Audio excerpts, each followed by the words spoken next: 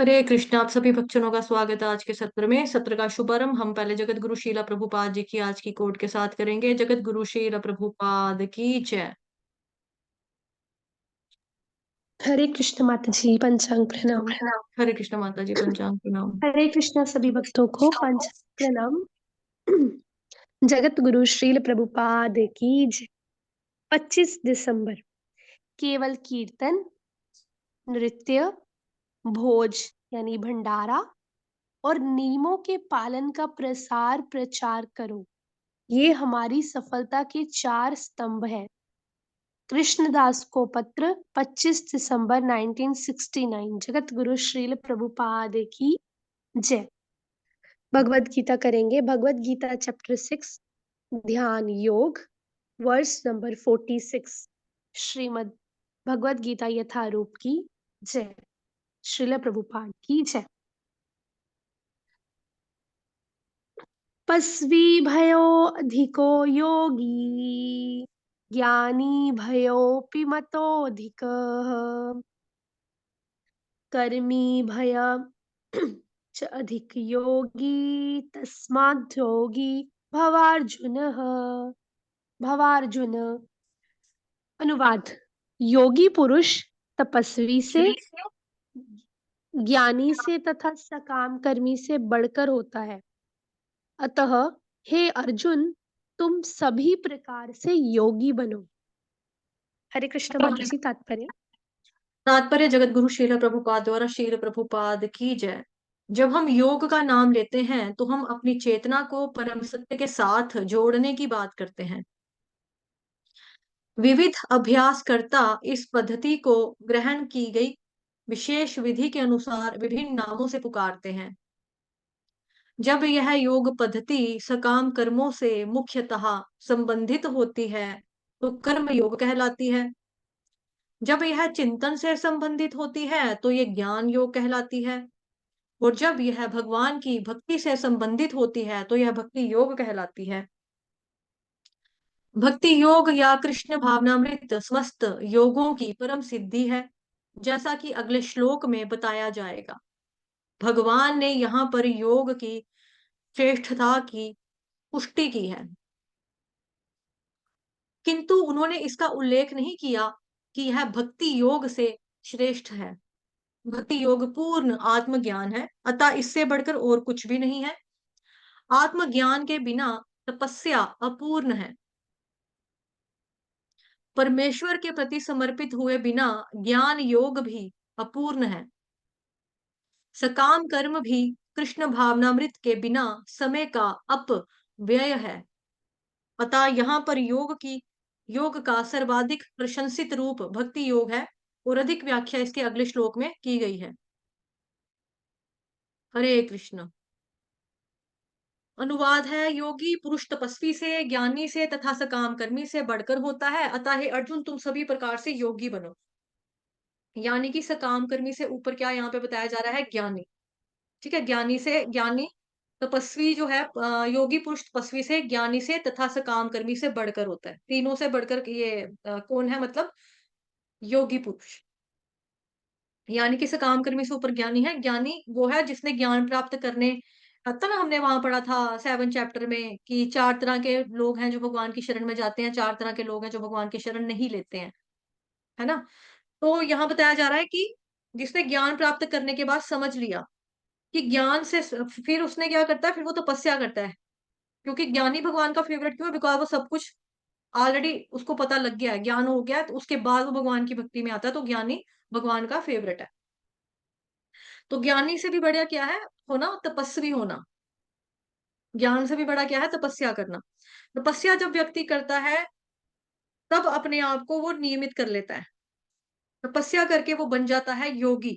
यानी सकाम कर्म जो है, बेसिकली देखा जाए तो सबसे ज्यादा ये नीचे का लेवल है, सबसे ज्यादा लो क्लास बताई जा रही है। जैसे कई लोग बोलते हैं ना, हम कर्म योगी हैं। जैसे हमारे, मतलब मैं आपको बताती हूँ, मतलब यहाँ पर जब किसी की डेथ होती है ना तो न्यूज़पेपर में छपवाते हैं नहीं इश्तेहार की, क्रीमेशन है, 10वां दिन है, 12वां दिन है, 13वां दिन है, ऐसे। उसके ऊपर ना किसी किसी का मैं पढ़ती थी, बचपन की बात है, किसी किसी का मैं पढ़ती थी कर्म योगी, तो उसके ऊपर लिखा होता था कर्म योगी। मैं सोचती थी कर्म योगी का मतलब क्या होता होगा? कर्म तो सारे ही करते हैं। तो इन्होंने कोई कोई खास कर्म किए होंगे, है ना? कुछ अच्छा कर्म किया होगा शायद, तभी करके इनके नाम के नीचे कर्म योगी लिखा हो ब्रैकेट में। बेसिकली क्या है, जैसे कई लोग बोलते हैं कि हम कर्म योगी हैं, तो उनको बेसिकली ये वाला श्लोक पढ़ना चाहिए। क्योंकि यहाँ पे बताया जा रहा है सकाम कर्मी से भी बढ़कर ज्ञानी, ज्ञानी से भी बढ़कर तपस्वी। तपस्वी जो है सबसे ऊपर है, जो तपस्या करता है, भगवान जी का जो नाम लेता है, उसको बताया जा रहा है। ठीक है? सकाम कर्मी को सबसे निकृष्ट बताया है यहाँ पर। सकाम कर्मी या थोड़ा बेटर हो गया तो उसको बोला जाएगा कर्मयोगी। कर्मयोग करने के बाद फिर से व्यक्ति पहुँचता है ज्ञान में, ज्ञान बनाता है, अपना ज्ञान अर्जित करता है, सुनता है, श्रवण करता है। ठीक है? अपनी नॉलेज को बढ़ाता है, भगवान के प्रति वाली नॉलेज, ठीक है? यहाँ पे वो वाला ज्ञानी के बारे बारे में बात हो रही है। तो फिर उसके बाद वो ज्ञानी बनता है। फिर ज्ञानी जो है उसको नॉलेज तो होगी, ज्ञान मतलब थ्योरेटिकल नॉलेज तो हो गया, है ना? जैसे मान लो कि आपने बाज़ार से एक बुक खरीदी, रेसिपी वाली कुकिंग की बुक कोई खरीदी कि भई कैसे कौन-सी डिश बनानी है। वो आपने पढ़ ली, आपने शाम को लाई, आपने पढ़ ली, आपने सोचा हाँ 4-5 दिन के बाद देखूँगी ये बनाऊँगी, मंडे आएगा ना तब बनाऊँगी, एकादशी आएगी ना तब बनाऊँगी, आपने ऐसे-ऐसे करके पढ़ लिया। थ्योरी वाली नॉलेज तो आपने उसकी ले ली, प्राप्त कर ली। लेकिन प्रैक्टिकल कब होगा जब उसको आप रियल में बनाओगे, है ना? उस खाने को बनाओगे वास्तव में तो फिर। तो ऐसे ही ज्ञानी जो है उसने ज्ञान से थ्योरेटिकल नॉलेज तो आ गई, फिर थ्योरेटिकल नॉलेज को वो प्रैक्टिकली में जब मतलब प्रैक्टिकल नॉलेज में लेकर आएगा, जब कन्वर्ट करेगा उसमें, फिर वो बनेगा तपस्वी। जैसे बुक्स में हमारा बहुत कुछ लिखा है, ठीक है? हमारे धार्मिक ग्रंथों की बात करी, वहाँ पे बहुत कुछ बताई हैं चीज़ें। जैसे मान लो हमें 4 नियम का बता दिया, ठीक है? और 4 नियम का बता दिया, हमें सुना है, हमें पता है, ठीक है, हमने सुन लिया, हमें पता है, लेकिन हम फॉलो नहीं कर रहे, तो प्रैक्टिकल में नहीं लेकर आए ना, व्यावहारिक जीवन में नहीं उतारा हमने। अच्छा 16 माला करनी चाहिए भगवान की, हाँ ठीक है, हमें पता है 16 माला करनी चाहिए, लेकिन हम 16 माला कर नहीं रहे हैं। तो प्रैक्टिकली हम नहीं उतार पाए ना अपनी ज़िंदगी में उसको, अप्लाई नहीं कर पाए या व्यावहारिक ज़िंदगी में ढाल नहीं पाए अभी तक उस चीज़ को, कि हमें 16 माला करनी है। भगवत गीता पढ़नी चाहिए, हाँ ठीक है, पढ़नी चाहिए, लेकिन पढ़ नहीं रहे हैं। श्रवण करना चाहिए, ठीक है, करना चाहिए, लेकिन कर नहीं रहे हैं। तो एक हो गया थ्योरेटिकल नॉलेज, एक हो गया प्रैक्टिकल नॉलेज। तो प्रैक्टिकल नॉलेज जो है वो ज़्यादा इम्पोर्टेंट है। ज्ञान होना ही काफ़ी नहीं होता, जो ज्ञान आपने लिया है उसको अपनी ज़िंदगी में ढालना, वो चीज़ यहाँ पे बताई जा रही है, ठीक है? तो जो ज्ञान जिसने सुना है मतलब थ्योरेटिकल नॉलेज जिसको हो गया है, अब उसने प्रैक्टिकली नॉलेज अपनी ज़िंदगी में उसको प्रैक्टिकली अपना लिया, तो वो हो गया तपस्वी। तपस्या करने के बाद उसने क्या कर लिया, अपने आप को नियमित कर लिया। अपने मन को, अपने इंद्रियों को कंट्रोल में कर लिया।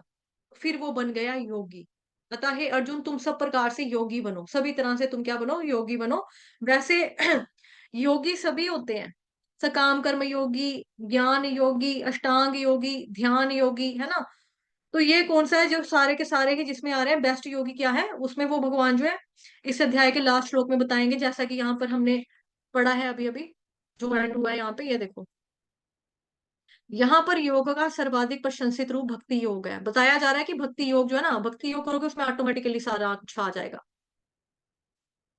जैसे हमने पढ़ा है पहले भी श्रीमद् भगवत गीता में कि भगवान कहते हैं कि भई हाँ, जिस तरह से पेड़ की जड़ में पानी देना से पूरा का पूरा जो पेड़ है वो हरा-भरा हो जाता है।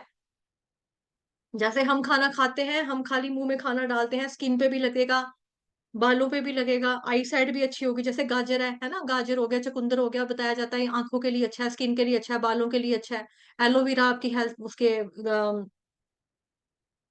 जैसे क्या बोलते हैं उसको, उसमें लेस-लेस नहीं होती है? चिपकाने का काम करती है, एक तरह के गम का काम करती है, जॉइंट्स के लिए वो अच्छा है, ठीक है? और स्किन के लिए अच्छा है, बालों के लिए अच्छा है। तो ऐसे ही हम खाना जो भी खाते हैं, मुँह में डालते हैं ना, मुँह में डालते हैं, तो वो हमारी बॉडी पे लगता है पूरा।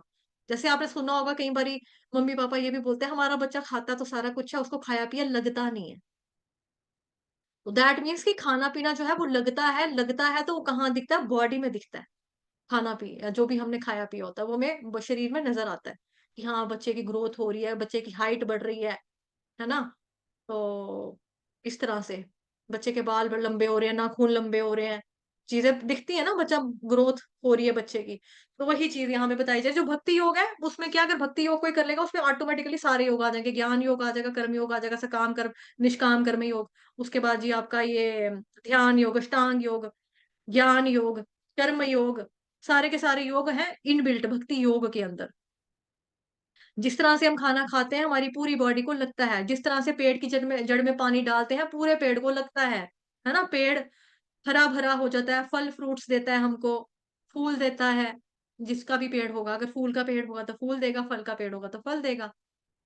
उसी तरह से जो भक्ति योगी होते हैं, जो भक्ति करते हैं भगवान की, भक्ति में तो ध्यान लगाते हैं ना हम लोग। जैसे आप देखते हैं कि हम हरे कृष्ण महामंत्र की जो माला करते हैं, उसमें हमको बताया जाता है कि भगवान जी के चरणों की तरफ फ़ोकस करो, है ना?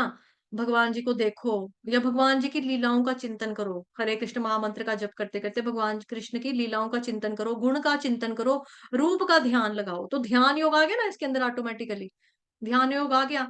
अपनी इंद्रियों को भगवान में लगाओ। कैसे लगा रहे हैं? ये या मतलब हमारी कर्म इंद्रियों की हाथों से हम काम करते हैं। जीभ जीभ भी हमारी इंद्रिय है। उससे हम नाम ले रहे हैं, कान श्रवण इंद्रिय है, इससे भी हम सुन रहे हैं, तो इंद्रियों को भगवान की सेवा में हमने लगा दिया ना। इंद्रियाँ यूज़ हो रही है ना हरे कृष्ण महामंत्र में, यूज़ हो रही हैं। तो इसके अंदर सारी की सारी चीज़ें अपने आप आ जाती हैं, ऑटोमैटिकली इनबिल्ट है सब कुछ इसके अंदर, भक्ति योग के अंदर। आत्मज्ञान के बिना तपस्या अपूर्ण है। अगर आपको अपने बारे में नॉलेज नहीं है,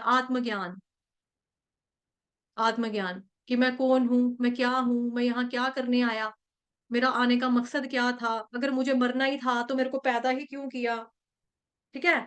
इस तरह से जो सवाल हमारे आते हैं तो हमारे मन में, फिर हम ढूँढते हैं, अच्छा सब कुछ करने वाला भगवान है, तो फिर मैं क्या हूँ? मैं इंसान हूँ, अच्छा भगवान जो है वो सुप्रीम कंट्रोलर है, वो सुप्रीम एन्जॉयर है। फिर मेरा मकसद क्या था यहाँ आने का? मेरा और भगवान का रिश्ता क्या है? आप भगवान के अंश हो, अच्छा मैं भगवान का अंश हूँ। अगर अंश हूँ तो फिर मैं अलग कैसे हो गया?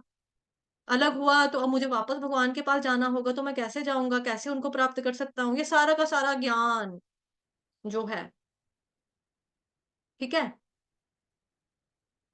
तो ये आएगा इसमें आत्मज्ञान कि जीवेत स्वरूप हुए कृष्णेर नित्य दास। मैं आत्मा हूँ, शरीर नहीं हूँ। किसी का प्रश्न आ गया है इसी लाइन के साथ? हुँ। मैं आत्मा हूँ, शरीर नहीं हूँ, इसको कैसे समझें? क्योंकि मैं शरीर में रहता हूँ। इसको ऐसे समझें जैसे मैं दिल्ली में रहती हूँ, लेकिन मैं दिल्ली नहीं हूँ। उसी तरह से मैं शरीर में रहती हूँ, लेकिन मैं शरीर नहीं हूँ। ठीक है? इस तरह से समझें। जैसे हम दिल्ली में रहते हैं, वैसे मैं जम्मू कश्मीर की हूँ, वैसे मैं कश्मीर में रहती हूँ। तो मैं कश्मीर तो नहीं हूँ ना, मैं कश्मीर तो नहीं हूँ। उसी तरह से मैं शरीर में रहती हूँ, लेकिन मैं शरीर नहीं हूँ, मैं आत्मा हूँ। इस तरह का ज्ञान, ठीक है?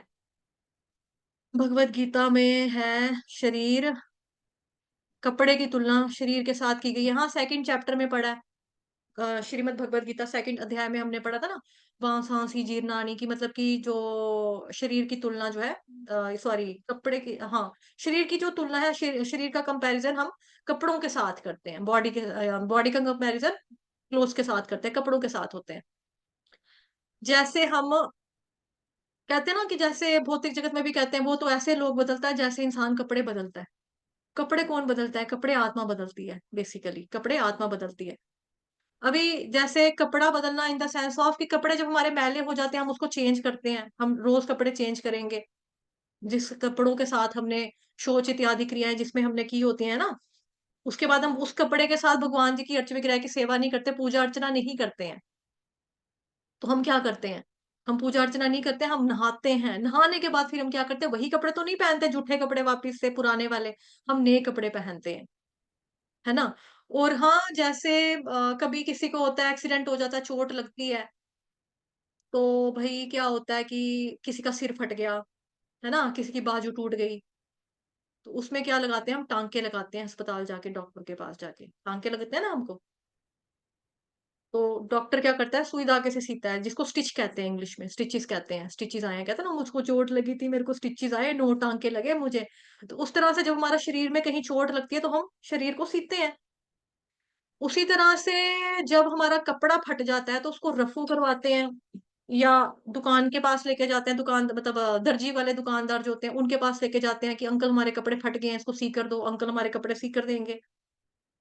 तो वो क्या हो गया वो आपका रिपेयर हो सकता था कपड़ा, तब करके आपकी जो मुरम्मत थी कपड़े की दर्जी ने सी कर दे दिया।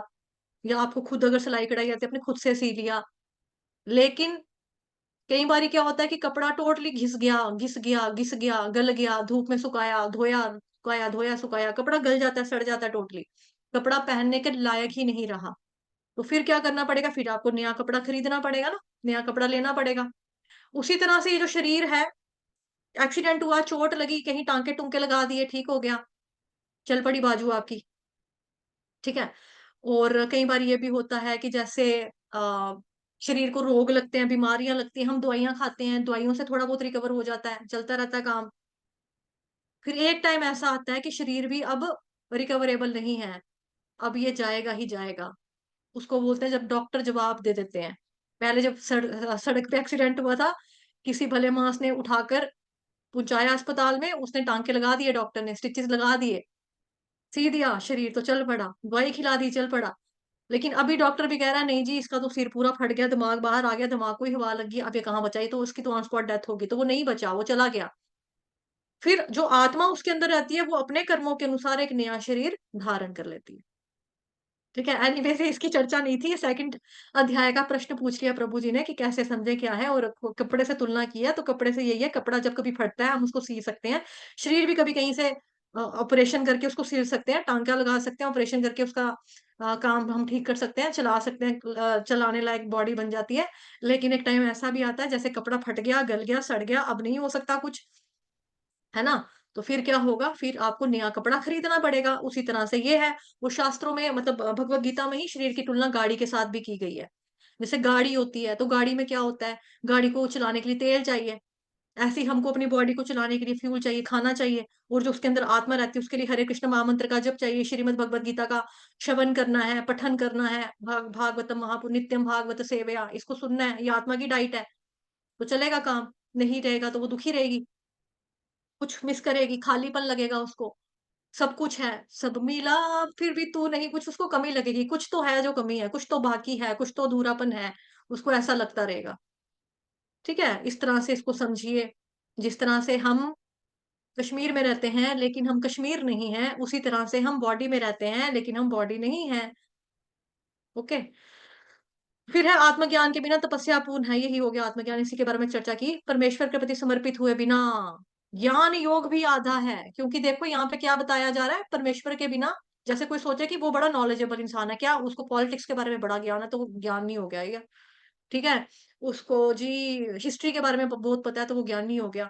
वो मैथमेटिशियन है, इतना अच्छा मैथ का सॉल्व ऐसे करके सम सॉल्व कर देता है, वो ज्ञानी हो गया। ना, यहाँ पे वो वाले ज्ञान, भौतिक ज्ञान के बारे में बात नहीं की जा रही है। यहाँ पे परमेश्वर, यानी परम ईश्वर, परमेश्वर जो है बेसिकली अगर हम इसको संधि करें, परम प्लस ईश्वर, परम मतलब सुप्रीम, ईश्वर, परमेश्वर के प्रति समर्पित हुए बिना, जब तक आप परमेश्वर के प्रति अपने आप को सरेंडर नहीं करोगे, उनका वाला जो नॉलेज नहीं लोगे, तो आपका ज्ञान योग भी आधा है। चाहे आपको साइंटिस्ट बन जाओ, चाहे डॉक्टर बन जाओ, इंजीनियर बन जाओ, अपने काम के पक्के बन जाओ, पॉलिटिशियन हो जाए, कुछ भी हो जाए, लेकिन यहाँ पर ज्ञान कौन से ज्ञान की बात हो रही है? भगवान जी से रिलेटेड ज्ञान के बारे में बात हो रही है। भक्ति के बारे में ज्ञान की वाली वो वाली बात हो रही है। सकाम कर्म के सकाम कर्म भी कृष्ण भावनामृत के बिना क्या समय का अपव्यय है। अच्छे कर्म करो, अच्छा फल मिलेगा, be a good girl, be a good boy, don't hurt others, जैसा हमको स्कूल्स में बचपन से बताया जाता है, पढ़ाया जाता है, शिक्षाएँ दी जाती है ना, हर्ट मत करो, झूठ मत बोलो, सत्य बोलो, चोरी मत करो, छल मत करो, कपट मत करो। तो ये कुछ इस तरह से ये हो गया हमारा मॉरल एथिक्स हो गया और कुछ इस तरह से जैसे यहाँ पे बताया जा रहा है सकाम कर्म अच्छे कर्म करेंगे तो क्या मिलेगा? स्वर्ग मिलेगा। लेकिन यहाँ पे बताया जा रहा है अच्छे कर्म भी क्या है? कृष्ण भावनामृत के बिना अच्छा कर्म भी अगर आप कर रहे हो ना, तो वो क्या है? समय का अपव्यय, समय का वेस्टेज है, टाइम का वेस्ट है, समय बर्बाद करने वाली बात है वो भी। क्यों? क्योंकि जब हम अच्छे कर्म करेंगे ना खाली, अगर हम कृष्ण को सेंटर में रखकर, कृष्ण को केंद्र में रखकर हम कर्म नहीं करेंगे, तो हमारे दिमाग में क्या आएगा? लालच, कि हमने किसी प्यासे को पानी पिलाया, हमने सड़क पे छबील लगाई थी, तो फिर हमें हमें भी अच्छा मिलना चाहिए, हमारे साथ भी अच्छा होना चाहिए। मैंने किसी भूखे को रोटी खिलाई थी, तो मुझे भी खाना कभी हमेशा मिलना चाहिए। मैं कभी भूखा ना रहूँ, मुझे मरने के बाद भी खाना मिले। मैं कभी पानी वहाँ मरूँ जहाँ पे आस-पास पानी हो, है ना? लोग इस तरह के बये भी लगाते हैं जिसको कहते हैं कुएँ का बया लगाना। कुआँ मतलब उसके अंदर पानी होता है, कुएँ का कहते हैं कि हे कुएँ, जहाँ पर भी उसके बाद जब वो पूजा अर्चना करते हैं तो वही बोलते हैं कि हे कुएँ देवता जी, मतलब कि जल देवता बेसिकली, कि हम जहाँ पे भी मरे हमारे आस-पास ना पानी हो। कहते हैं ना, ऐसी जगह पे जाकर तुझे मारूँगा जहाँ पे तुझे पानी की एक बूँद भी नसीब नहीं होगी। तो बेसिकली क्या है, ये बद्दुआएँ बेसिकली क्या है कि प म मरते वक़्त बंदे के मुँह में कोई पानी डालने वाला भी होना चाहिए। ये नहीं कि पानी पान पानी को ध्यान करते-करते वो मर गया। तो फिर क्या हो गया? पानी का ध्यान करते-करते मर गया तो भगवान सोचेगा तो पानी-पानी करता मर सा इसको मछली बना देता हूँ, शार्क बना देते हैं, इसको व्हेल बना देते हैं, पानी में गोते ही खाते रहेगा, पानी पीता रहेगा, ऐसे होता रहेगा। तो सकाम कर्म का मतलब यहाँ पे क्या है, उसमें भी आपको करना है, लेकिन भगवान श्री कृष्ण को सेंटर में रखकर करना है, मध्य नज़र रखते हुए करना है। क्योंकि जो कृष्ण का भक्त होगा, वो गलत काम तो नहीं करेगा, अच्छे काम ही करेगा। लेकिन अच्छे काम के भी फल जो है, वो अपने पास नहीं रखेगा, भगवान जी को अर्पित करेगा। तभी करके यहाँ बताया जा रहा है, सकाम कर्म भी कृष्ण भावनामृत के बिना क्या है, समय का वेस्टेज ऑफ टाइम है। भगवान ने यहाँ पर योग की श्रेष्ठता की पुष्टि की है, डिक्लेयर कर दिया है कि योग जो है वो बेटर है, लेकिन ये उल्लेख नहीं किया कि यह भक्ति योग के से श्रेष्ठ है, यानी कि आप यहाँ ध्यान योग जो भक्ति योग से ऊपर नहीं है। कौन सा योग अच्छा है वो बताया जाएगा कल वाले श्लोक में हम पढ़ेंगे। वहां पे भगवान साफ बता रहे हैं भक्ति योग जो है वही अच्छा है। ठीक है, भक्ति योग। भक्ति योग या कृष्ण भावनामृत समस्त योगियों के लिए क्या है, योगों की परम सिद्धि है। तो वही जैसा बताया मैंने पहले कि एक करेंगे, भक्ति योग करेंगे, ऑटोमेटिकली सारे योग उसमें आ जाएँगे। जैसे अष्टांग योग में क्या है, अच्छे से बैठना, ये करना, वो करना। हमें भी क्या सिखाया जाता है कि 16 माला एक ही आसन पर बैठकर करो। बोला तो यही जाता है, लेकिन वो अलग बात है कि जैसे हमें किसी-किसी को प्रॉब्लम होती है, कोई लगातार बैठ नहीं सकता, तो हमें इतनी छूट है, अ, जगत गुरु श्रील प्रभुपाद जी ने इतनी छूट दिया हुआ, इतना कंसेशन रियायत दिया कि आप उठकर चलते-फिरते भी कर सकते हो। आप अगर बेड रिडन हो, लेट कर भी माला कर सकते हो, लेट कर भी आप भगवान का नाम जप सकते हो। वो चीज़ है। लेकिन जो प्रॉपर जो प्रोसीजर्स हमें बताए जाते हैं, जो नियम बताए जाते हैं, वो यही बताया जाता है, सुबह उठ के ब्रह्म मुहूर्त में उठो, नहाओ-धो, उसके बाद एक आसन पे बैठकर माला करो और 16 माला एक ही जगह पे बैठकर आपको करनी है, उठना, हिलना नहीं है। तो ये भी एक तरह से क्या हो गया आपका, एक तरह का जैसे चौंकड़ी मार के मतलब आलती-पालती मार के लोग ऐसे करके बैठ जाते हैं, वो उसके अंदर ये वाला भी आ गया, है ना योग, ज्ञान योग भी आ गया क्योंकि हम भक्ति योग जो हम भक्ति योगी जो होते हैं कृष्ण के बारे में ज्ञान अर्जित करते हैं, कृष्ण भगवान कैसे हैं, क्या करते हैं। कलयुग में भगवान को कोई प्राप्त करना थोड़ा मुश्किल है, तो फिर कोई प्राप्त नहीं कर सकेगा, नहीं करता। लेकिन कलयुग वालों के लिए क्या है, जिज्ञासा रखना कि भगवान जी कैसे हैं, उनके बारे में जितना अधिक हम जान सके उतना जानना। तो ये ज्ञान योग भी इसके अंदर ऑटोमेटिकली इनबिल्ट है, वो भी आ जाएगा आपका। ध्यान योग के बारे में भी बता दिया, अष्टांग के बारे में भी बता दिया, कर्म योग, जो कर्म करना है, कृष्ण के लिए करना है, कृष्ण से रिलेटेड कर्म करना है।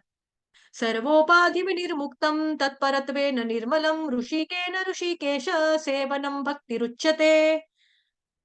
सबसे पहले आपको समस्त जितने भी प्रकार के जो भौतिक कल्मश हैं, उससे आपको शुद्ध होना है। भौतिक जितनी भी उपाधियाँ हैं, उनसे आपको मुक्त होना है कि मैं डॉक्टर हूँ, मैं इंजीनियर हूँ, मैं क्लर्क हूँ, ये सब से मुक्त होना है इन सब से। अपनी सभी इंद्रियों को भगवान श्री कृष्ण जो कि सभी के इंद्रियों के स्वामी हैं, उनकी सेवा में नियुक्त कर देना है।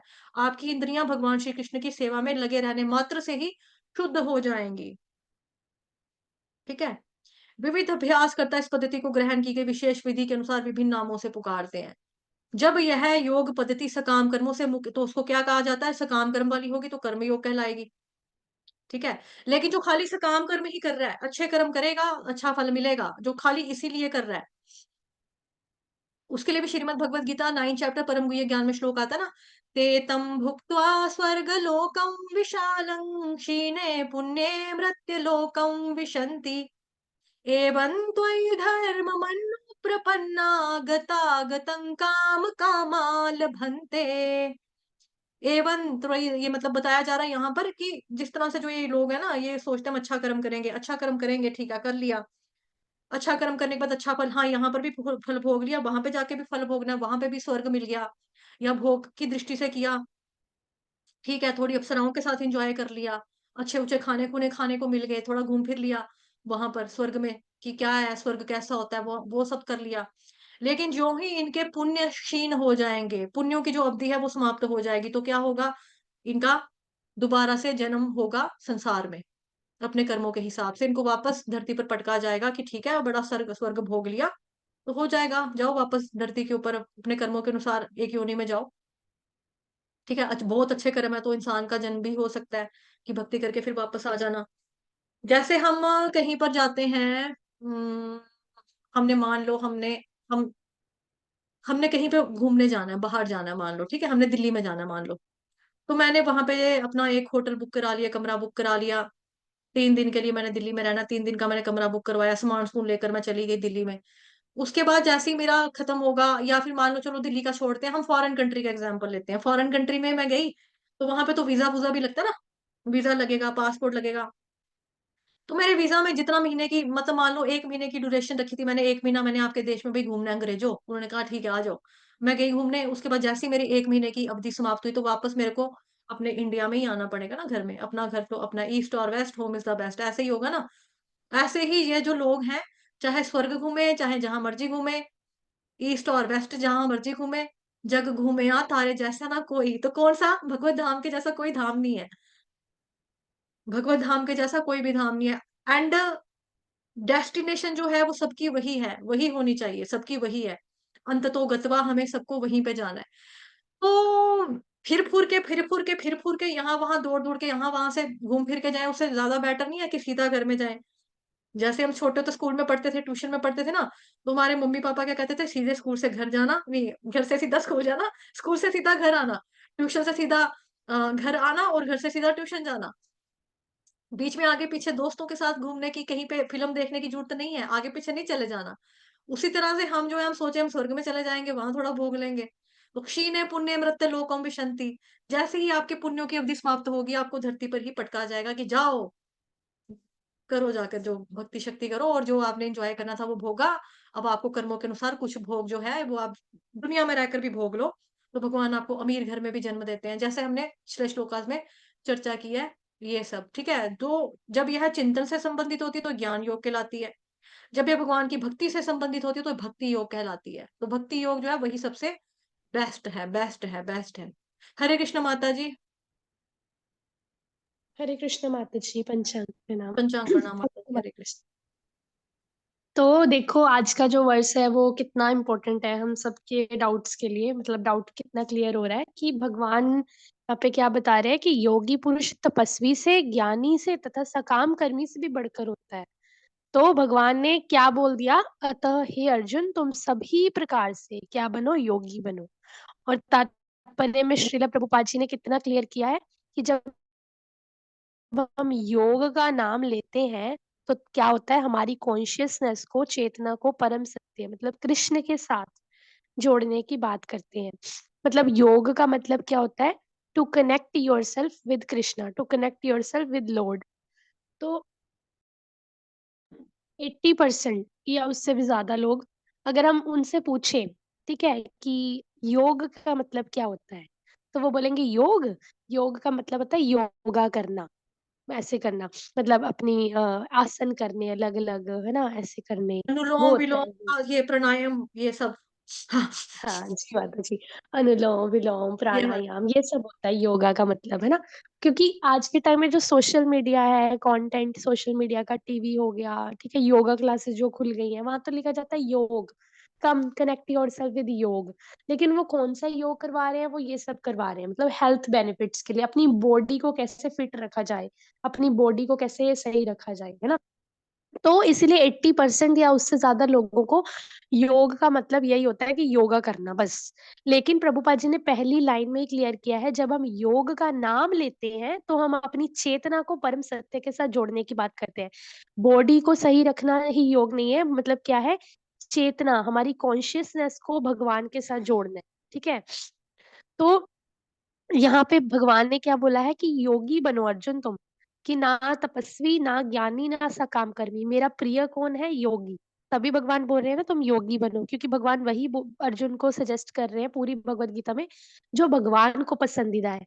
अर्जुन पत्रम पुष्पम फलम तोयम, मुझे पत्र पुष्प जो कोई श्रद्धा के साथ चढ़ाते हैं, अर्जुन मुझ में बुद्धि लगाओ, मुझ में मन मनावा मत भक्तो मध्याजी माम नमस्कुरु, मुझे नमस्कार करो, मेरी पूजा करो, मेरे भक्त बनो, है ना?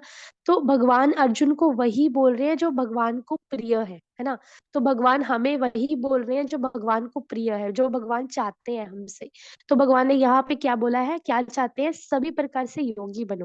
तो योगी किससे बढ़ के होता है? तपस्वी से, ज्ञानी से और सकाम कर्मी से, ठीक है? तो तपस्वी सबसे पहले क्या बोला माताजी ने? सकाम कर्मी, है ना? मतलब नीचे का। तो सकाम कर्मी देखो अगर आप भक्ति कर रहे हो, भगवान का नाम भी ले रहे हो, भक्ति भी कर रहे हो, सेवा भी कर रहे हो,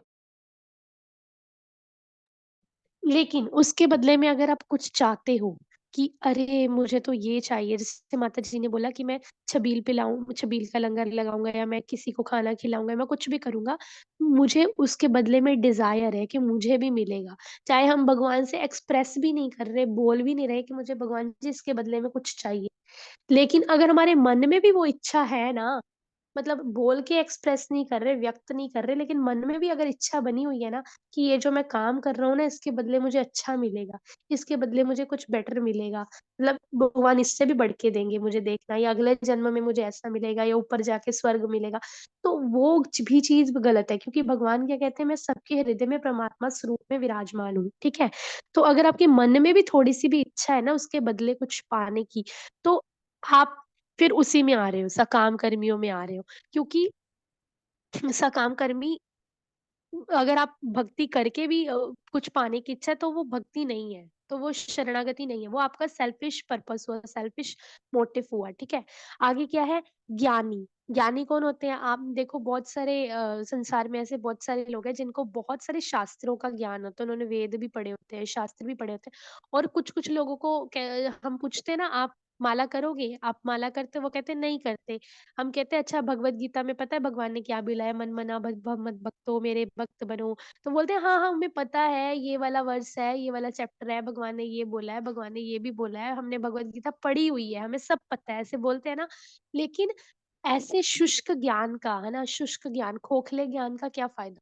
तो अ जैसे कि कोई व्यक्ति है, ठीक है? तो वो सड़क पे जा रहा है, तो पीछे से बस आ रही है उसके, तो हम उसको बोलेंगे, "भैया आपके पीछे से बस आ रही है, साइड पे हट जाओ।" तो वो बोलेगा, "हाँ, हाँ, मुझे को पता है मेरे पीछे बस आ रही है।" तो हम कहेंगे, "साइड पे हट जाओ ना, पीछे बस आ रही है।" वो बोलेगा, "हाँ, हाँ, पता है मेरे को बस आ रही है।"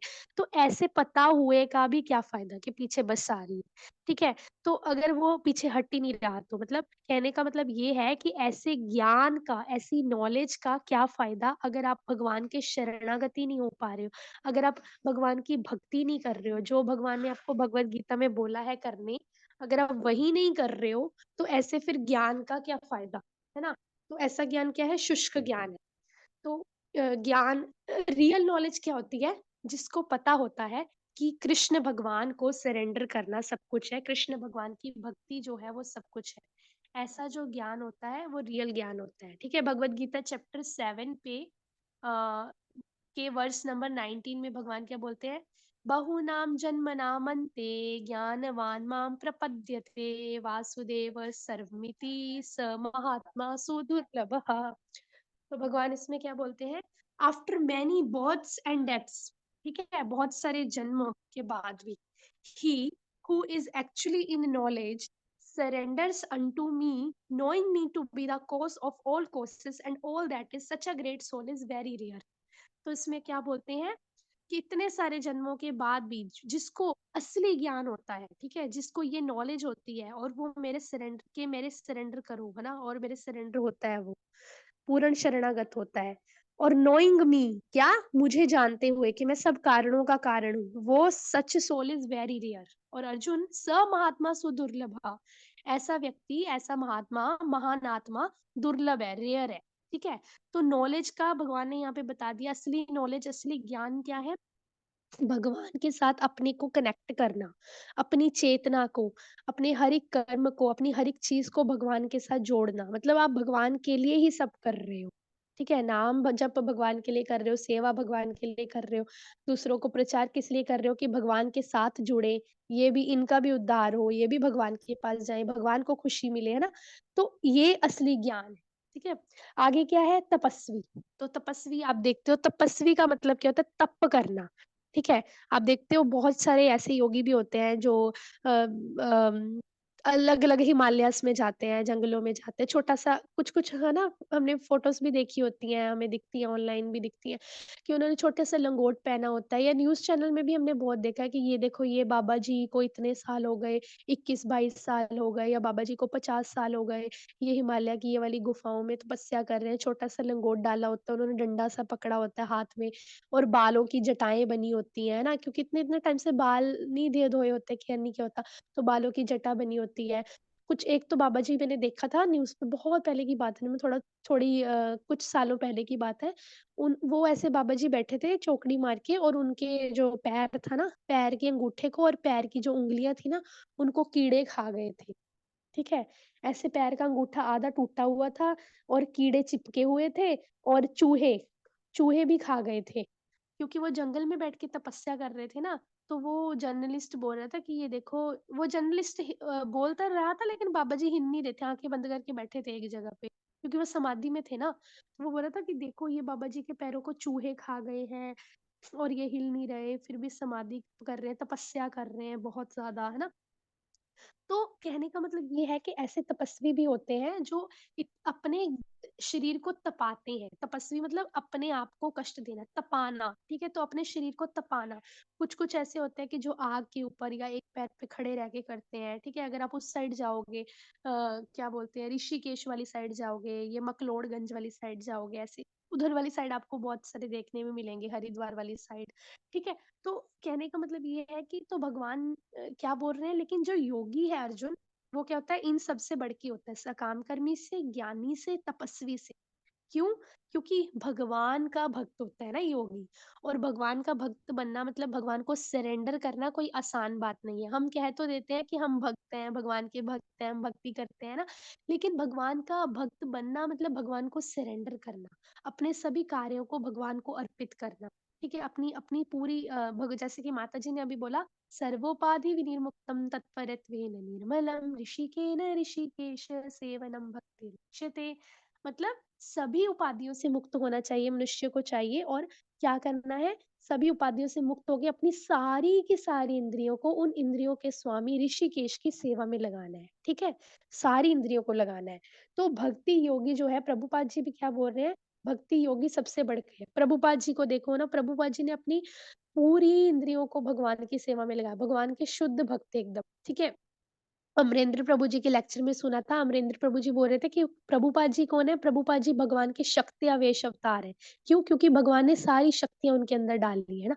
और क्यों शक्ति कौन-सी डाली है? कि दूसरों को प्रचार करना। वो तो साक्षात गोलोक धाम से आए हैं, इसलिए हम जीवों का, बद्ध जीवों का उद्धार करने के लिए। वो कोई बद्ध जीव नहीं है, वो हम जैसे बद्ध जीवों का उद्धार करने के लिए, हमें इस संसार से, भवसागर से निकालने के लिए आए हैं प्रभुपाद जी।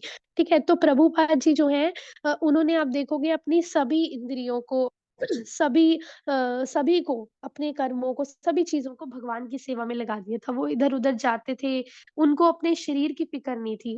उनको पता था कि मैं आत्मा हूँ, ठीक है?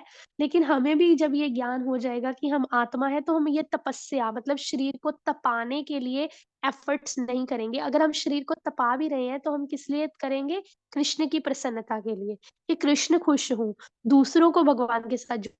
जैसे कि बहुत सारे डिवोटीज़ करते हैं, भक्त करते हैं, कैसे शरीर को कष्ट देके एक जगह से दूसरी जगह जाते हैं प्रचार करने। कुछ-कुछ लोग तो उनको धिक्कारते भी हैं, गलत भी बोलते हैं, लेकिन फिर भी वो शरीर की टेंशन ना करते हुए, ठंड में, इतनी ठंड में लोग हिल स्टेशन पे जा रहे हैं, शिमला में जा रहे हैं, प्रचार कर रहे हैं, सड़कों पे खड़े होके बुक डिस्ट्रीब्यूशन कर रहे हैं, है ना? कितना इंस्पिरेशन मिलता है उनसे।